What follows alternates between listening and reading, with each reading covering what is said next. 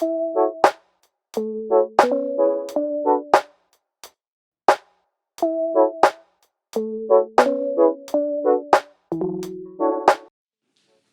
up, ladies and gentlemen? Are we rolling this up? Is it still on this up? Yeah. It's still on this up? We're rolling. What time is it? It's like 2:30. Yeah. It's 2:25. Just came in looking. This one is closer to you. Well, it's more. Alright, so what's up? What's up? Guys, welcome back, man. Welcome back for a very long time. We just had like a whole time catch-up session, just having conversation as always, before we start the podcast. The last time we shot this was September 6th. It was 26. September 26th. Yeah, September 26th. We started off season 2 with Bessa. It was a dope podcast. Really received well. We really, I feel like that, if I had to say like one of my best podcasts that I had to do, okay, not one of my best, but one of my more in-depth podcasts where I had to listen to a project. It had to be Bessa. So shout out to you, Bessa. Mashallah, my nigga. Mashallah. But yeah, a couple months later we back, ladies and gentlemen. It is your boy, the Grand Shogun, and welcome to podcast season 2. Episode 2. But I'm gonna say season 2.1 now because I feel like we've been going past time forever. And today we have a very special guest. We have a person that I met at campus. I did an article on her. I mean, yeah, shout out to my editorial team. We won't say the school name because if I say the school name, y'all gotta pay me. So we'll say yeah. But yeah, ladies and gentlemen, just introduce yourself. I don't like introducing my guests. I always say this to my guys. I don't like introducing you guys because, it's like I'm taking your shine away. So introduce yourself to the people and let them know you are. On the spot, okay. My name is Mishqah Snyders. I am a Miss South Africa Top 30 finalist for 2022. Wait a minute. I feel like it's only 3 people right now in the room, but I'm coming for tens of thousands of persons. Yeah. And I am currently a student. I am pursuing my IT degree at the moment, and I previously graduated with my LLB at the University of Johannesburg. So, yeah, back to being a student. Yeah, back to being a student, bro. But yeah, bro, where did you grow up? How was life as, before going into being the model Mishqah, going into being the raw Mishqah? How was Mishqah as a kid? How did you find your environment? Just being yourself. I mean, as a kid, in primary school, I was very nerdy. Yeah. And I loved reading a lot, and I was very much into my academics. I remember, it was grade 6. I thought that I came second in the grade, and I had a complete meltdown because I just wanted to be first. So, with academics, I was very much an overachiever. Yeah. And then high school until grade 10.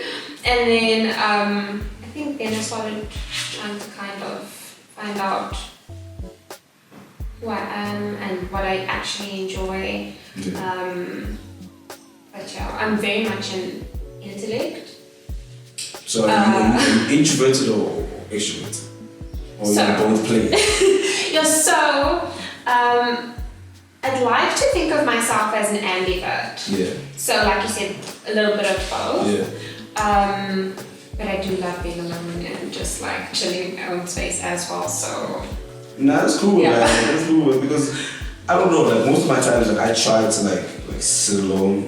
Just try to fill up my space because the world just gets really tiring sometimes. The world is getting really tiring. So I imagine for someone like you who goes into the field of being everywhere at this time, at this place, meeting these people, shaking these hands, spreading these messages, stuff. How do you balance that your age right now, because I find like I go through like because for me I only put my time in what my Instagram followers. So I go through it as a story. So I see you on TikTok, I'm like, damn, you must be really busy, bro. I mean, with the South Africa experience, and I think that's why it was so special, is because it kind of puts you into this mode of doing. Yeah. You are on all the time, and I think it's great training for as a basic life skill as well. We were always expected to be on time, well presented, and just there to exude our base. Yeah. So that was a great learning experience for me, and I think then I was very busy. That's when we'd get content creation lists. To do a TikTok or a post. And then also we attended webinars in the evenings. And those were so invaluable as well. They were amazing. So we were always busy, but it was amazing busy. Yeah. Because it's this priceless experience that you get. So I enjoyed it a lot. I think it's a skill that will stay with me for a while, and when I actually get busy with work after I'm done studying, But what about the negative connotation that comes with modeling? Sometimes every single time when I see a model, there's always one negative connotation that comes with it. Okay, fine, a model supposed to look this certain way, they want to present this type of lady, present this type of color. How do you deal with those type of connotations and those type of mindsets that people have about the Miss Essays, the Miss Universe, the beauty pageants? How do you look at those type of things? That's a good question. I think we're so fortunate to be in a new age and era where we are becoming more body positive. Body positivity, more conscious about body positivity basically. And with the actual competition as well, when we were in the swimsuits, we were all different sizes, different types of bodies. So there is a bigger, grasp of variety amongst all the girls. The one thing that we had in common wasn't actually looks or body types. It was more about how ambitious this young woman is, the different things that they are pursuing all at once, what they've done with their lives and their time and the impact that they've, So that was the one thing that was a constant amongst all of us. Instead of, you have to be 1.7 meters tall and have long hair and blah, blah, blah. They were all different body types. Yeah, that's great, man. So then what about the life stories that you guys had to give them? Because I imagine how many people just come over and just, give a different type of story. What do they look for in a model or for them to miss something? During the judgment period. Okay, so the one thing that I lacked, and I received critique on it, which is great, so that I can work on that for next year, was stage presence. So that is important, and also being able to answer questions. But I was just being doing the whole other thing. I feel like stage presence is something very different, because I can walk on stage, but then stage presence always deals with my feeling. You could look at me and then immediately I could have a grin on my face, and then immediately you think that I'm being angry towards you. So what does that present to you? Does that mean that you're going to judge me down because my grin on my face makes you angry at me? Or the next person says this, or the person says that? That's why I feel like yes, judgment on stage presence, but then I don't even know how to explain it, you know what I mean? It's something like Mongs, I could be walking, bro, and to me, you could be like, damn, this guy could be a geek, bro. To you, I could be like, nah, this guy could be a bully. You know what I mean? Yeah, it's subjective in a sense. So how do they choose between that? I think, I'm guessing that obviously they have certain criteria in terms of pageantry stage presence, I'm guessing. So like you said, it could be a very subjective thing, but I'm thinking that because it's supposed to be, I mean, PwC was there auditing the entire process as well, so there must have been some type of standardized criteria, I'm guessing. So stage presence was one of the things, and then being able to give short, informative, to the point answers as well.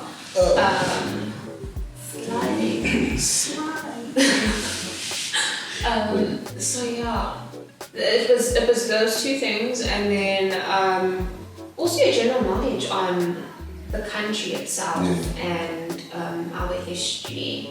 I mean, we got asked about, it was, I think, June 16th. Yes, July. It's been a long. So June 16th was one of the questions, because it was around that time period that we were there during the prelim stage. So, yeah, but you also told me that this wasn't your first time entering. Yes, it was not. So how many times have you been to this? This year would be my third time. So. Third time. But tell me how that journey went from the first time up until now making the top 3. So, when we were speaking downstairs, I did say the difference between, the thing that that made a difference for me in my case was, I feel, the fact that I changed my purpose statement to something that is a lot more current and relatable to the present day. And then, I mean, obviously from the first time I entered till now, there's been a lot of time for me to just work on self-growth and just kind of figure out who I am, what I'm comfortable with, and to be able to kind of portray my best self and be able to be the best person for me, to be able to impact young South Africans,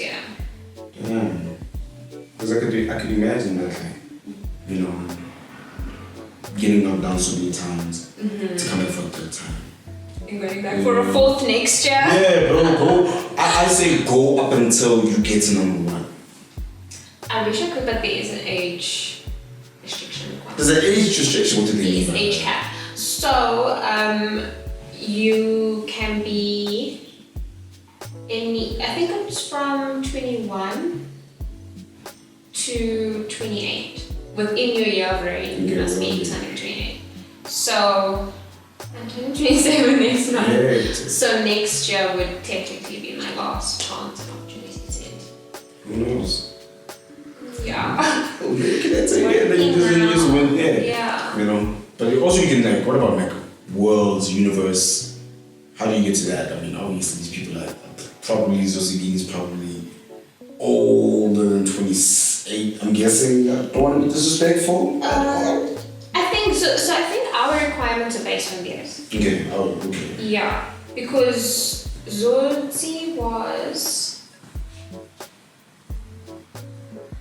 She was. I mean, her year as Miss Universe is done now, but she was well within the age bracket. I think a little bit towards 25. I think 25, 26 during her age. There was a moment where every South African lady was bagging Miss Universe, from Demi. Demi, Zosie. How was we that good in this universe? That amazing.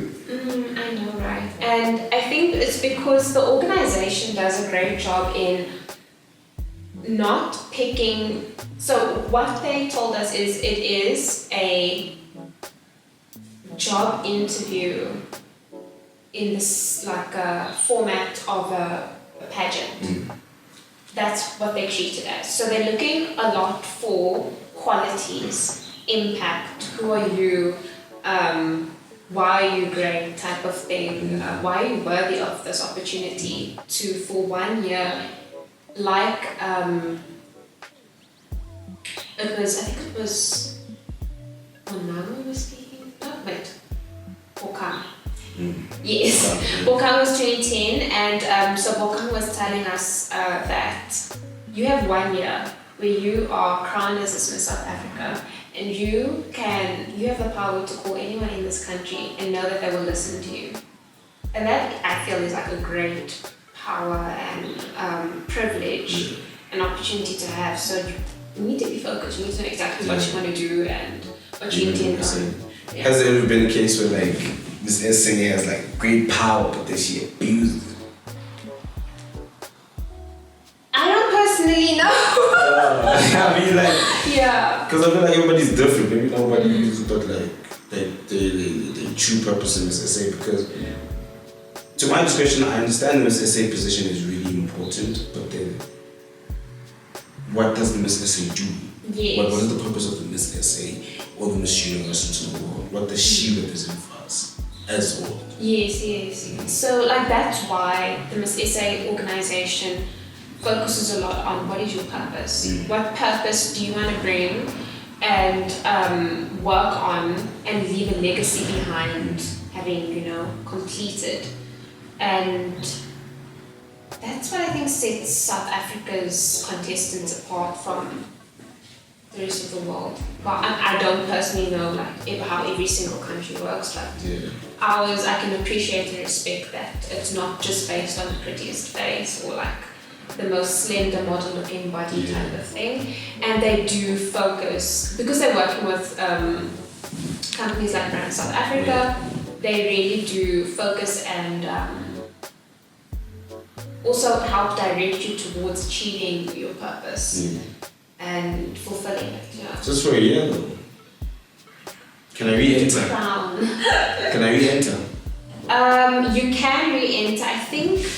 Let's say I win it all, like Miss Universe. Okay, can I get Miss Universe again?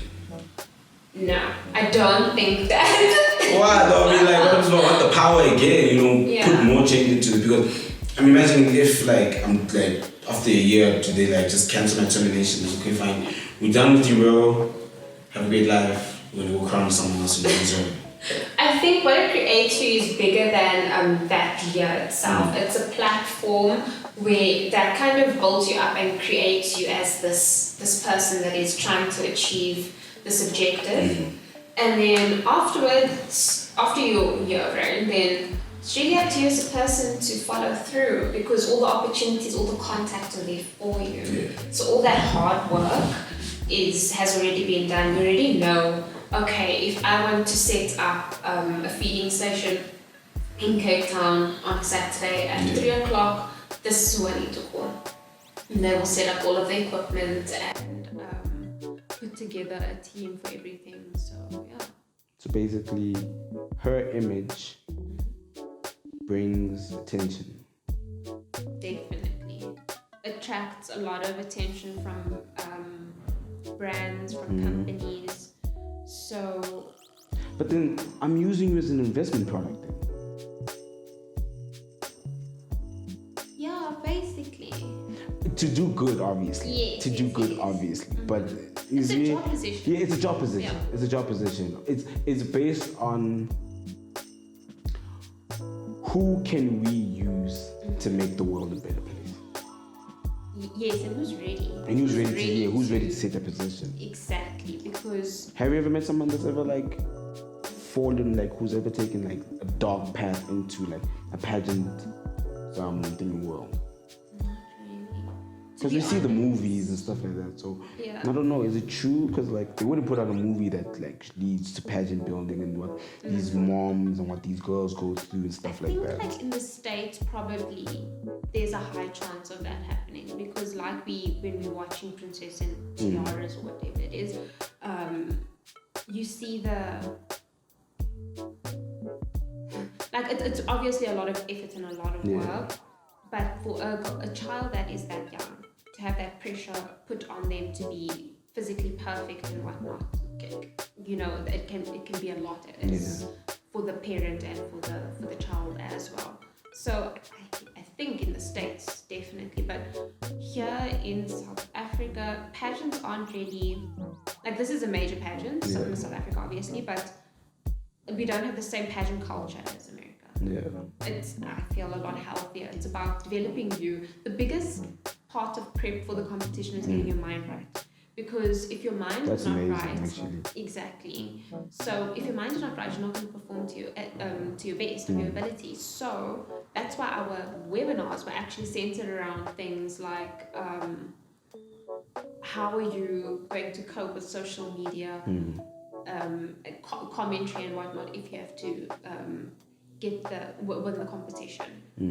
And then we had a chat with Dr. Sikanda, the psychologist, to also prepare us for the weekend. And then he was also there on the weekend on the day of arrival, and he had a chat with us to make sure, that we're feeling okay. Like girls, all of us shared our emotions about what we were feeling and whatnot.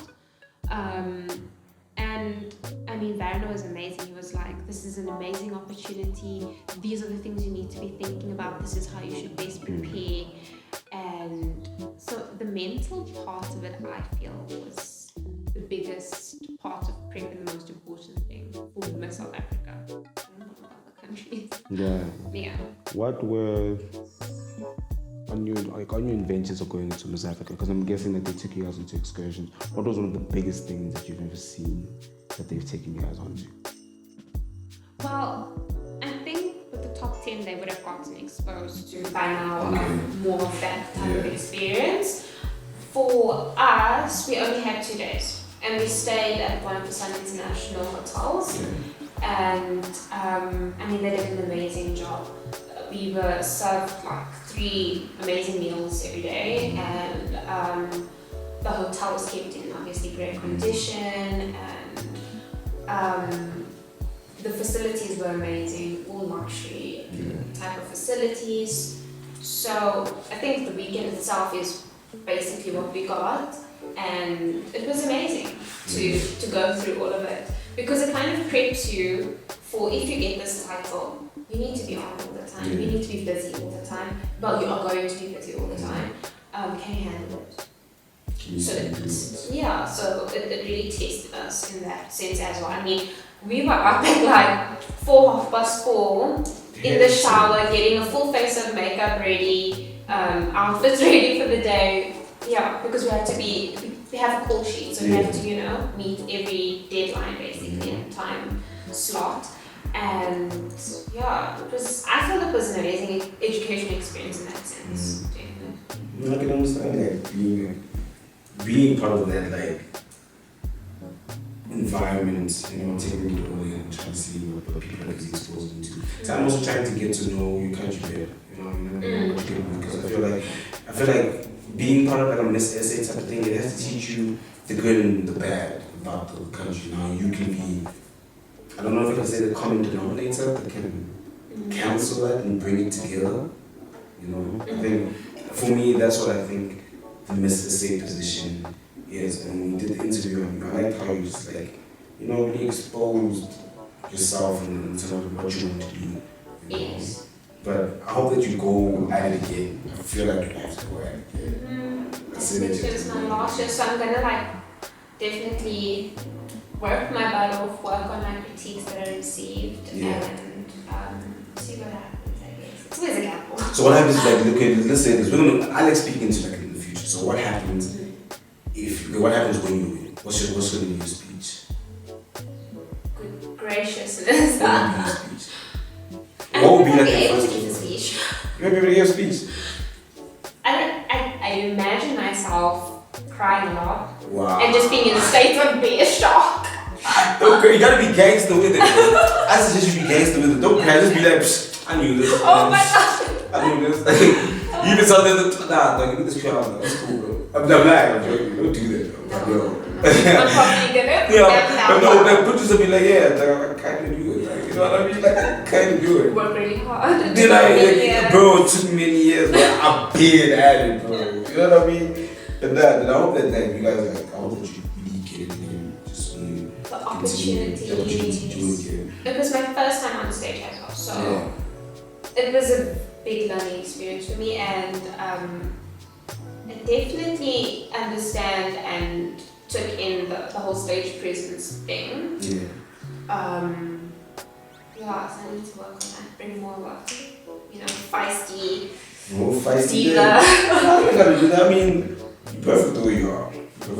And you don't know how it could go on that day. You know what I mean? Yeah. Because just like with the whole judging system, could be like this judge could just feel this thing about it. It's subjective. Yeah. I wouldn't say I would say it's subjective, but then most of it is objective too. We want to look for something, and then if the judges come together, something like that. Yeah. But how would you work with the project? You have to tell them not even that. How would you sound this essay to someone for a young female who wants to do it? Sure. Because I got a lot of cousins, a lot of sisters, a lot of nieces.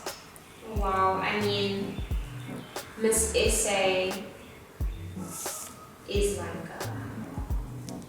really an amazing privilege and opportunity. Not only an opportunity, she is influential. She is extraordinary. She is a change maker. She is someone that's impactful and inspires and encourages, and a true leader, a woman, a relatable woman. I think that's very important for South Africa, that she's also humble, because sometimes, all the glitz and glamour cameras and stuff can get to a person's head, as we've seen in media before. But it's about reminding yourself why you're here, your purpose again. That's why it's made so big in our training and whatnot. And she's another echelon, I feel, of woman. Honestly, that's what I think the feeling would probably be like. Being part of being specific. Yeah. Because I can imagine being a very big community of ladies, a vibrant community to everybody. I love meeting the girls. That was my favorite part. Yeah. There were other two girls, I think, from campus. Were the other two girls from campus? So Pearl is actually in top 10. She's in top 10? Yes. Shout out Pearl. So Pearl's in top 10, and then Zoe was from, I think she was from Midland campus. I'm not too sure. But her name didn't get again. But Zoe's also amazing. Yeah, shout out Zoe. Yeah. Yeah. When you win, just come to the podcast. We'll interview you. But dude, I imagine did you guys build a community? Did you guys know that you actually go to the same school together, guys? We definitely spoke a lot, and what we tried to do during breakfast, lunch, and dinner time was move around in circles and groups and not just kind of get to experience one another, because not a lot of time. It was literally only 2 days. So that was my favorite part, was meeting all the ladies, and there was no bullying and nastiness amongst. Everyone was very mature, and we knew we were there to get the job done. Exactly. So we were very focused most of the time and busy. There was no time for, nastiness. I don't think there could be that time. I mean, you guys are girl ladies, I'm not guessing. You should be We were warned. You were warned. Was people trying to put poison into you for doing stuff from this essay? No, in the previous, I think, classes, there have been experiences, I guess. For real? Yeah. No ways. Not with us. We were. Oh, but there, so people just tell us spice over there, bro. I mean, in 2 days, I don't understand that. It's the reality, and it's about how you deal with it, I guess. Yeah, so how you deal with it. Do you think it could be someone that could go crazy with the essay? Lose their mind? I mean, sure. I mean, there's a high chance, not high chance, but there's a chance of it happening, because you're putting a lot on the line, and it takes a lot of bravery to kind of put yourself out there, especially now that everything's been recorded, everything's on camera, and it's more, I feel, intimate of a process, which is also nice for us, than it has been in the past. There was a lot of camera time where we had to fill up short bits so that they could put the content on social media and on the app. So yeah, you're putting yourself out there for sure, and rejection isn't always received well by everyone, you know. It takes maturity and it takes yeah. So that it doesn't, you know, crush you type of thing. But what was some of the mental training that it took you guys to do? Mental training, the Firepower group is amazing. It's two ladies who own this company, and basically they made us think about the Miss South African title, who we are as individuals, and kind of, we actually got this amazing pack where we could fill in and answer a whole bunch of questions about self. Who am I? What am I here to accomplish? What are my goals in the next 5 years? And there were a whole lot of questions. And so that was some great mental prep. Like I said, the social media webinar also and the legalities behind the different things that can happen with social media and being this now, you know, image of a person. That was also a good webinar because we don't know, this is our first time. Whoever wins, it's going to be their first time experiencing this much exposure. Because it's a huge platform. I mean, Miss South Africa on Instagram has 255,000 followers. So, it's a large crowd. Yeah. And so yeah, that is all of those types of skills and chats with us really helped to kind of prep us for what was to come. Like I said, Dr. Sikanda, the psychologist, went through each of the goals about how we're feeling in this current stage of the competition type of thing, and also he helped prep us for the rejection bit thing, because that's always a possibility, you know. So they did a great job, I feel. Yeah, I hope you guys did a great job. But that's for showing purposes, for talking to the young girl probably sitting here, looking at Mishqah, or even the young human being looking at Mishqah. What would you want to say to them? Being part of going from year 1 to being to year 3 of Mishqah, going to year 4, going to win year 4, yes. But yeah, what would you say to build people's confidence and to use it? Because hey man, a lot of things is happening within my generation, especially in my year. So what would you say to the young person? You have to be resilient. You have to just not give up. If it is something that you want deeply, then I feel like you should give it your all. And you never know when your time is. And God has a plan. There is a plan for us, and everything has already been predetermined. But again, it is up to us to make the effort and work at it. And if you want this title, you have to try and be as extraordinary, your most extraordinary self.